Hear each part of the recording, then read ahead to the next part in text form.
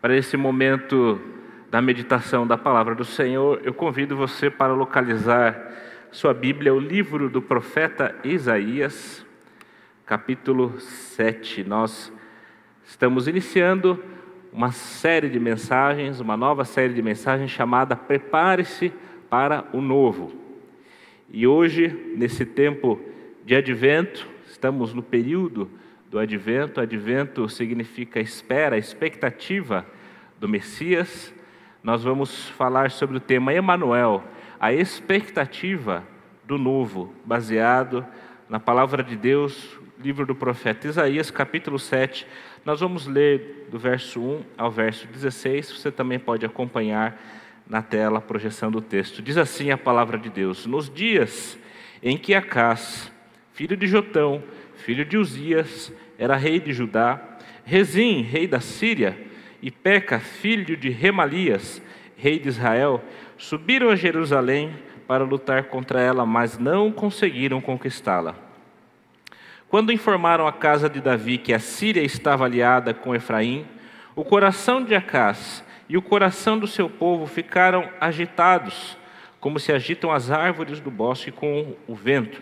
Então o Senhor disse a Isaías: vá agora com seu filho Sear-Jazube encontrar-se com Acás, que está na outra extremidade do aqueduto do tanque superior, junto ao caminho do campo do lavandeiro. Diga-lhe o seguinte: tenha cuidado e fique calmo, não tenha medo, nem fique desanimado por causa desses 2 tocos de lenha fumegante, por causa do furor da ira de Rezim e da Síria e do filho de Remalias. Porque a Síria, Efraim e o filho de Remalias resolveram acabar com você, dizendo: vamos atacar e amedrontar o reino de Judá. Vamos conquistá-lo para nós e fazer reinar no meio dele o filho de Tabeal. Assim diz o Senhor Deus: isso não tem nenhuma chance de acontecer, porque a capital da Síria é Damasco, e o cabeça de Damasco é Rezim, e dentro de 65 anos Efraim será destruído e deixará de ser povo. A capital de Efraim é Samaria, e o cabeça de Samaria é o filho de Remalias. Se vocês não crerem, certamente não permanecerão. E o Senhor continuou a falar com Acás, dizendo: peça ao Senhor seu Deus um sinal, quer seja embaixo, nas profundezas, ou em cima, nas alturas. Acás, porém, disse: não pedirei, nem tentarei o Senhor. Então Isaías disse: agora escute, ó casa de Davi, será que não basta vocês abusarem da paciência dos homens? Querem abusar também da paciência do meu Deus? Portanto, o Senhor mesmo lhe dará um sinal. Eis que a virgem conceberá e dará à luz um filho, e lhe chamará Emanuel. Ele comerá manteiga e mel quando souber desprezar o mal e escolher o bem. Na verdade, antes que este menino saiba desprezar o mal e escolher o bem, a terra daqueles 2 reis que você tanto teme será abandonada. Palavra do Senhor. Amém? Amados, estamos nesse período falando da expectativa do novo, prepare-se para o novo. E nós pensamos nesse tema porque estamos buscando coisas novas, estamos buscando o novo do Senhor para a vida da nossa igreja. E nesse mês de dezembro e janeiro também será esse nosso tema, prepare-se para o novo. E algumas mudanças o Senhor tem nos direcionado na condução da igreja, a equipe pastoral, o conselho tem entendido de Deus essas mudanças, e uma delas é que entendemos que precisamos falar a mesma língua, precisamos falar a mesma coisa. Graças a Deus nós temos uma igreja muito diversa, e louvado seja Deus por isso, por tantas faixas etárias, tantas gerações, tantos gostos diferentes na igreja. Isso é bênção do Senhor, porque a graça de Deus é multiforme. E para falarmos a mesma língua, para falarmos a mesma mensagem, nós entendemos do Senhor que no culto da manhã e no culto da noite, nós falaremos a mesma reflexão, a mesma mensagem, para que a igreja, tanto que se reúne pela manhã quanto pela noite, fale a mesma língua, entenda a mesma palavra. E hoje, para iniciar essa série de mensagens, Nosso tema é Emanuel, a expectativa do novo.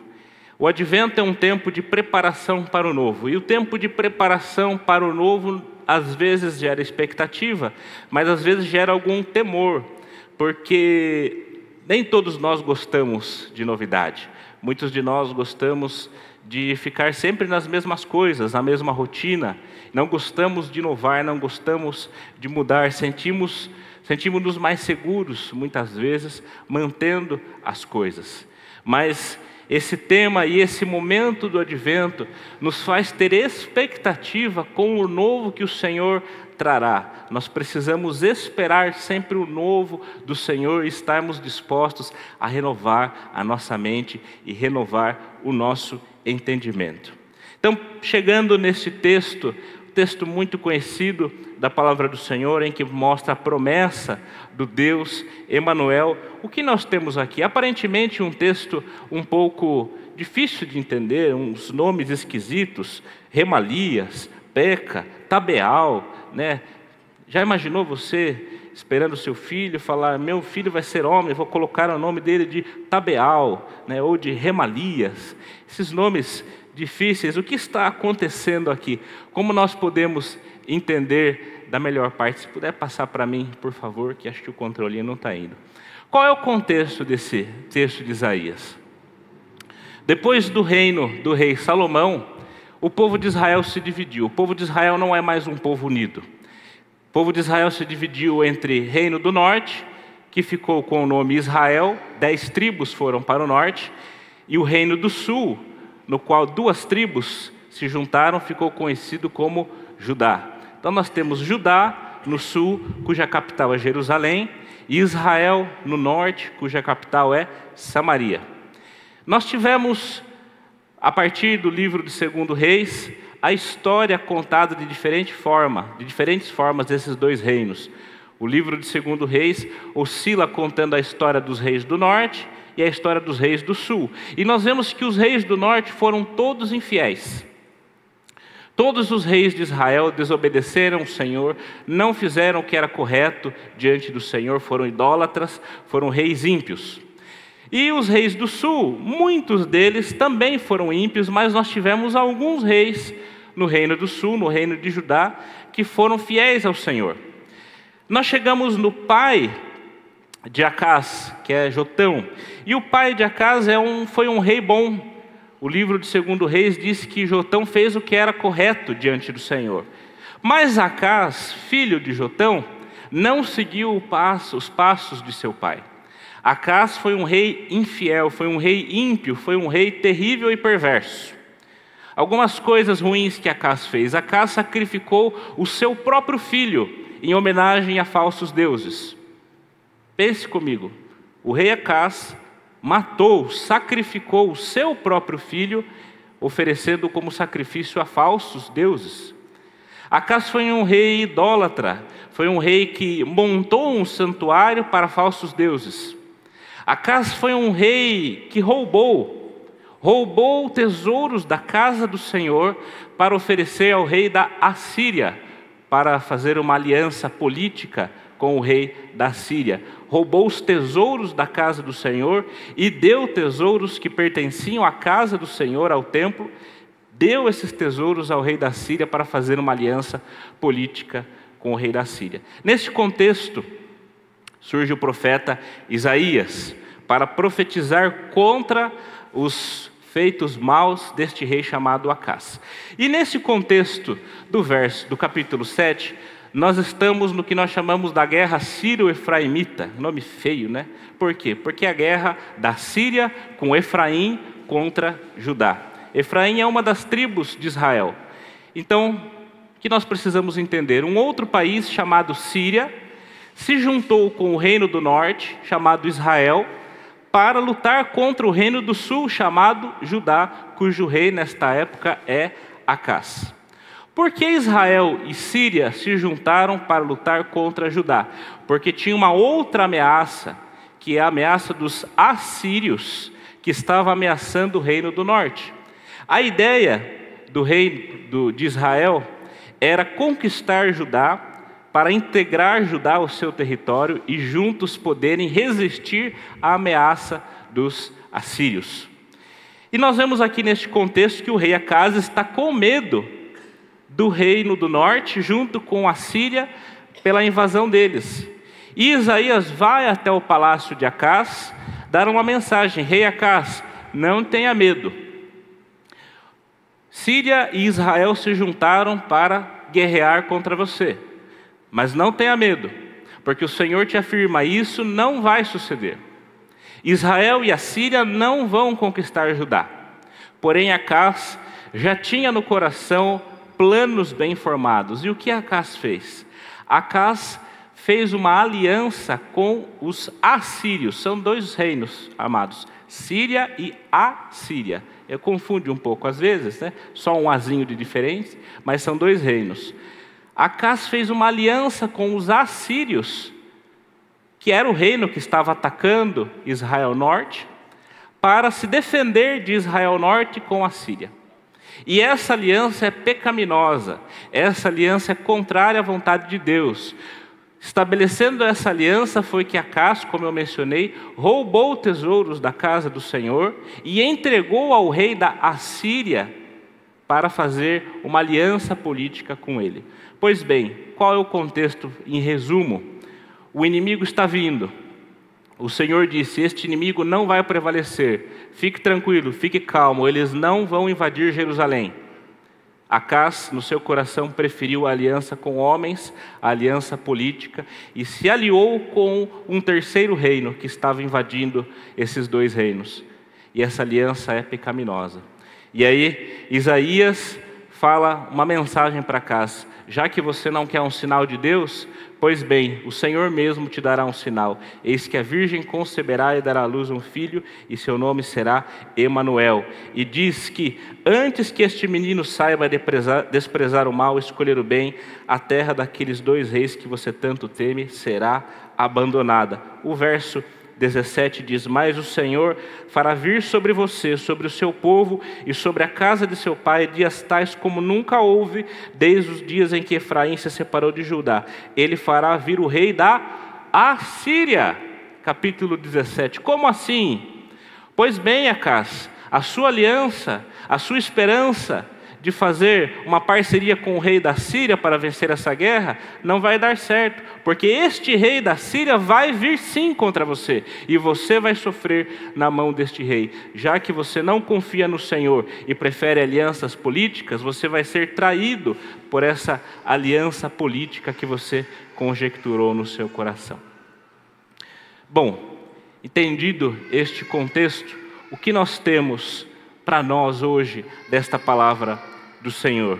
Quero conversar rapidamente com você sobre 3 aspectos que nós podemos aprender sobre se preparar para o novo neste contexto da promessa do Messias Emanuel. Pode passar, por gentileza. Em primeiro lugar, prepare-se para o novo e creia nas promessas de Deus. Prepare-se para o novo e creia nas promessas de Deus. Passa mais um, por gentileza. O que nós temos aqui, amados? Pânico no palácio.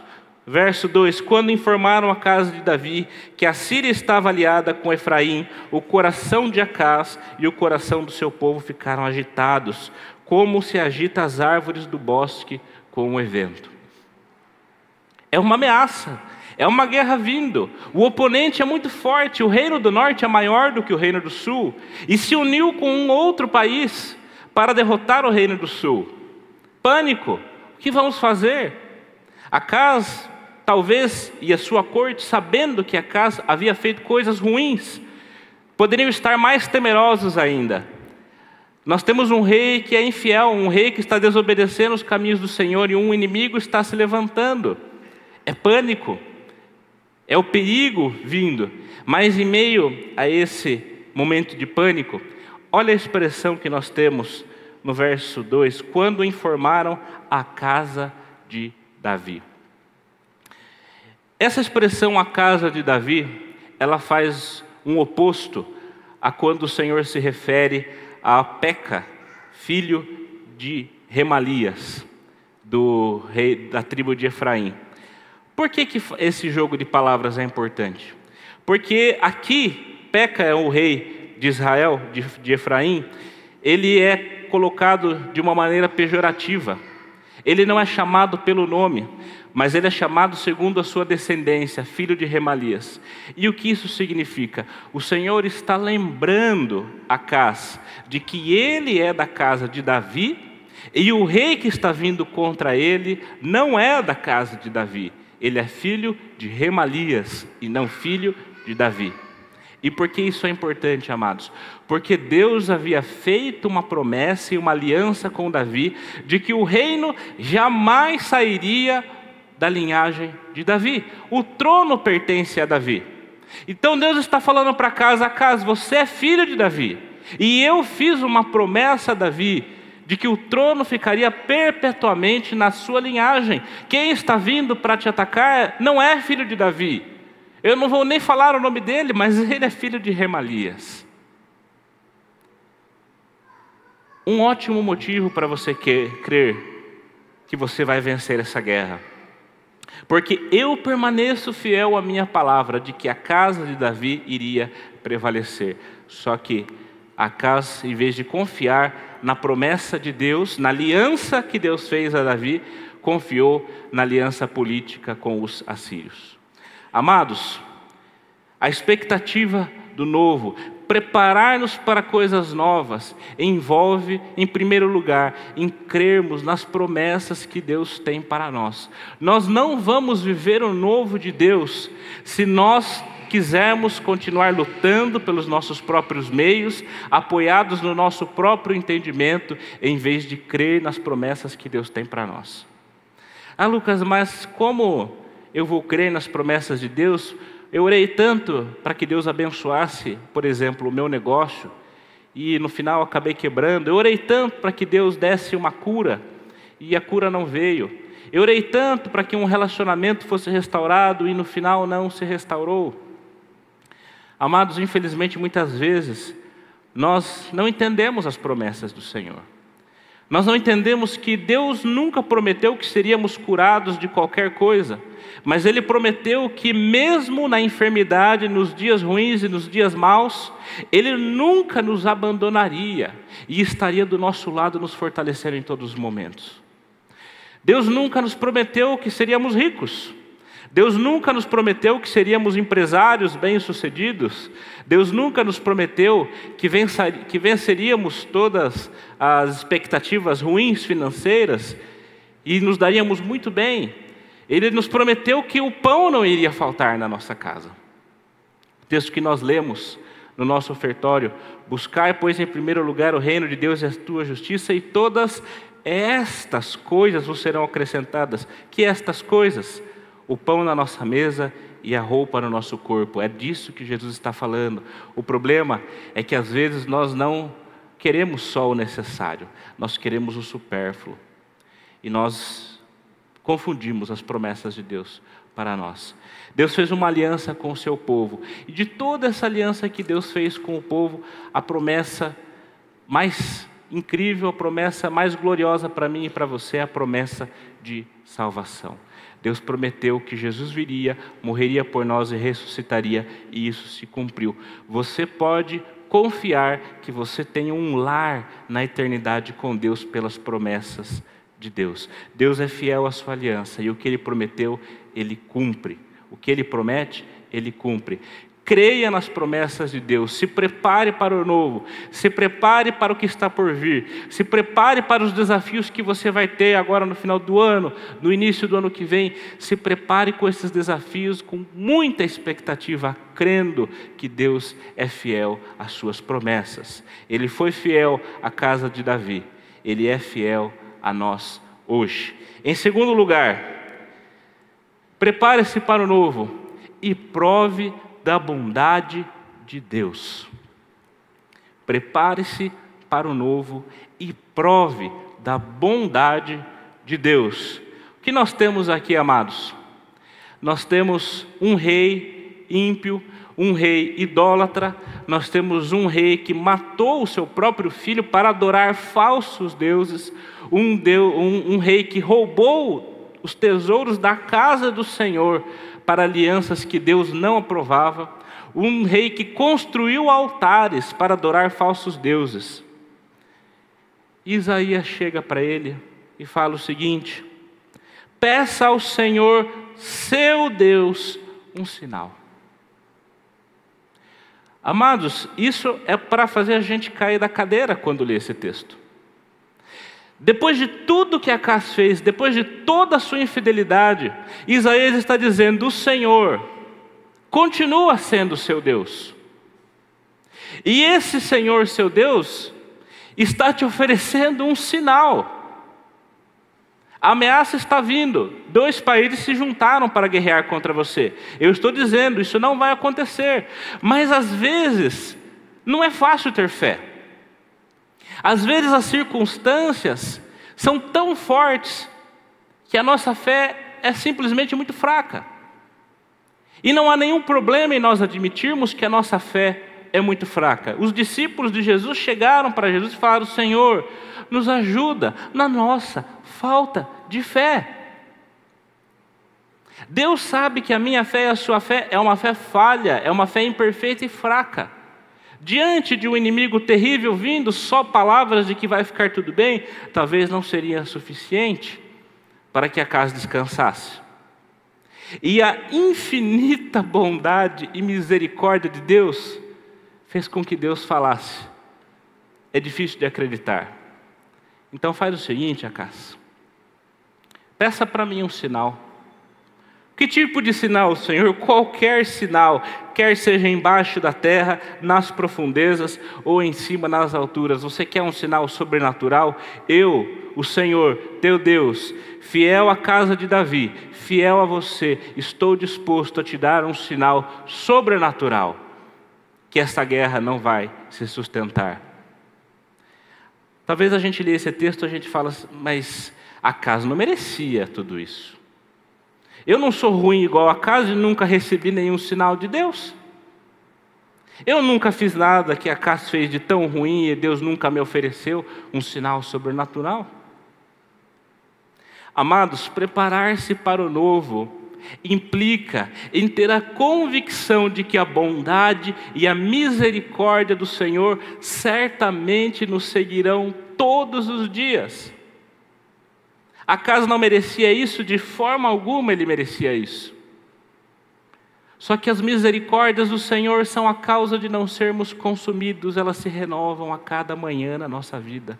Hoje você acordou cedo, levantou pelo calor, dormi de janela aberta, acordei antes do despertador, com o sol clareando o quarto. Que bênção, sabe o que isso significa? Mais um sol nascendo, mais uma vez as misericórdias do Senhor se renovaram sobre a minha vida e a sua vida. As misericórdias do Senhor não têm fim. Mesmo errando, mesmo em caminhos tortuosos, pela sua fidelidade, pelo seu amor, pela sua misericórdia, Deus estava disposto a dar um sinal para Acaz. Preparar-se para o novo implica em provar da bondade de Deus. Porque quando nós vamos trilhar um caminho novo, se nós acertarmos, se nós caminharmos no caminho do Senhor, nós temos a convicção de que a bondade de Deus nos fez caminhar rumo ao alvo. A bondade de Deus nos fez caminhar, nos fez trilhar caminhos seguros. Mas se porventura, ao nos prepararmos para o novo, errarmos, tropeçarmos e pegarmos a direção errada, temos a convicção de que a misericórdia do Senhor também está nos seguindo todos os dias. E o Salmo 23 termina: e habitaremos na casa do Senhor. Uma tradução melhor para essa palavra: e retornaremos à casa do Senhor.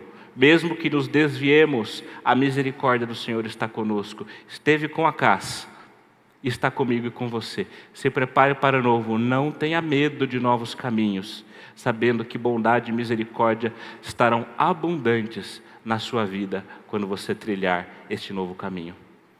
E por último, prepare-se para o novo e desfrute da presença de Deus. Prepare-se para o novo e desfrute da presença de Deus. Chegamos ao ápice desse texto, verso 14. Portanto, o Senhor mesmo lhe dará um sinal. Eis que a virgem conceberá e dará à luz um filho, e lhe chamará Emanuel. E Emanuel significa Deus conosco. O novo implica na presença de Deus conosco. Lucas, o que tem a ver Jesus, a Virgem Maria, José, com esse texto aqui de Acasa, essa guerra, esse monte de nome complicado, o que tem a ver? Essa profecia do Emanuel, os teólogos entendem que ele tem dois cumprimentos, que ela tem dois cumprimentos. Um cumprimento parcial nos dias de Isaías. Quem é esse Emanuel dos dias de Isaías? Aí há uma divisão. Uns entendem que esse Emanuel dos dias de Isaías é o rei Ezequias. Por que rei Ezequias? Porque o rei Ezequias foi um ótimo rei. Foi um rei tão bom que desde Davi não havia rei em Judá tão fiel como o rei Ezequias, filho de Acás. E quando os assírios se rebelaram contra Judá, o rei Ezequias, confiando na promessa do Senhor, junto com o profeta Isaías, orou, e um anjo do Senhor matou milhares de soldados do exército dos assírios. E Judá, na liderança do rei Ezequias, sobreviveu à ameaça assíria. Por quê? Porque Deus estava com o rei Ezequias. Portanto, alguns entendem que essa é a parcialidade da promessa do Emanuel. Qual é o problema? O problema é que o rei Ezequias já era nascido nessa época. E a profecia diz que um menino ainda iria nascer. Uma outra possibilidade é que esse Emanuel dos dias de Isaías é o próprio filho de Isaías. A gente viu aqui um dos filhos de Isaías. Um nome esquisito, que significa um remanescente voltará. Sear-Jazub. Os filhos de Isaías tiveram nomes feios, esquisitos, porque eram nomes proféticos. Isaías levava o seu filho, e o nome do seu filho simbolizava a profecia que Deus estava dando. Ainda bem que Deus parou com essa mania, porque senão a gente ia continuar tendo um monte de nome esquisito. E no capítulo 8 nós temos um outro filho de Isaías. Olha que nome bonito. Maher-Salal-Has-Bas. Imagina, meu filho, Maher-Salal-Has-Bas. Esse nome complicado e feio também tem um significado. E esse significado é de condenação. Só que no capítulo 8 você vai ver essa palavra Emanuel sendo presente. Porque com esse filho de Isaías, Deus mostrou que ele estava com o povo.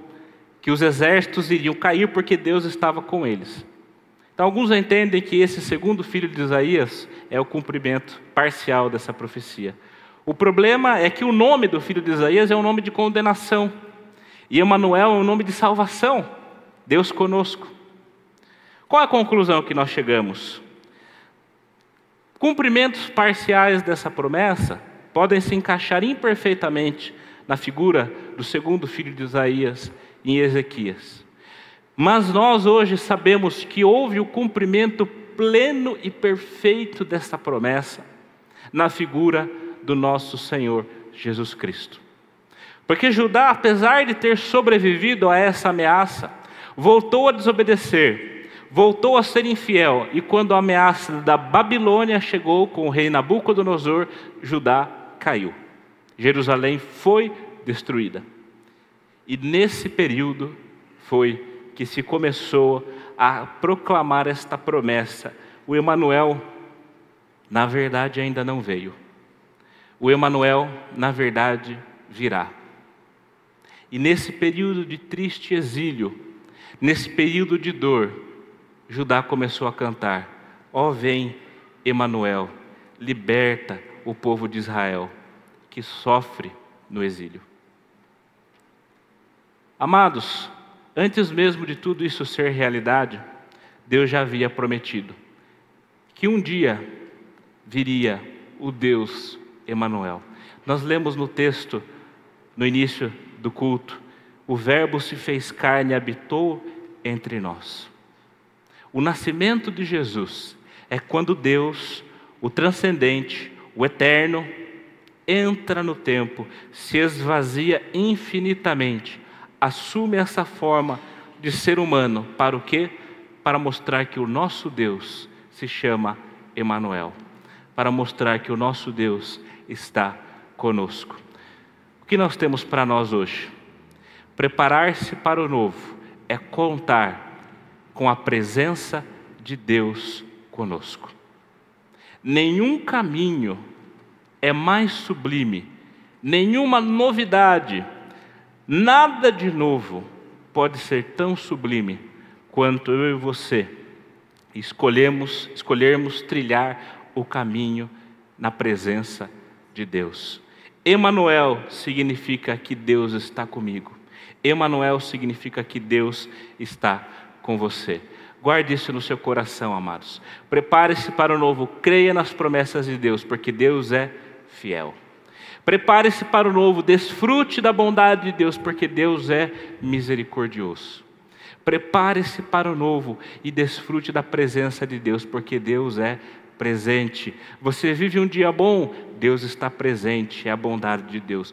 Você vive um dia mau, Deus está com você, dizendo para você: nunca, jamais te abandonarei, nunca, jamais te deixarei. Eu fiz um sinal, eu dei um sinal sublime, um sinal que dividiu a história entre antes e depois, e o meu sinal foi entrar neste mundo e habitar entre vocês. Você quer sinal maior do que esse? Aquele que não poupou o seu único filho, não dará porventura com ele todas as coisas? O que mais Deus pode fazer? Qual outro sinal Deus pode dar? O sinal sublime já foi dado, para Deus mostrar que Ele está com você, te segurando pela tua mão direita. Em todos os momentos foi que Jesus veio à terra. E esse momento do advento é essa expectativa, essa esperança que já se cumpriu, mas também a expectativa do novo advento, quando Jesus Cristo voltará, quando Jesus Cristo chamará os seus eleitos e habitaremos por toda a eternidade, desfrutando da plenitude do Deus Emanuel, da presença de Deus, onde não haverá choro, tristeza, nem dor, e seremos povos de Deus na eternidade com Cristo. Prepare-se para o novo, tenha expectativa, porque Deus é contigo, Deus é o Deus Emanuel. Amém?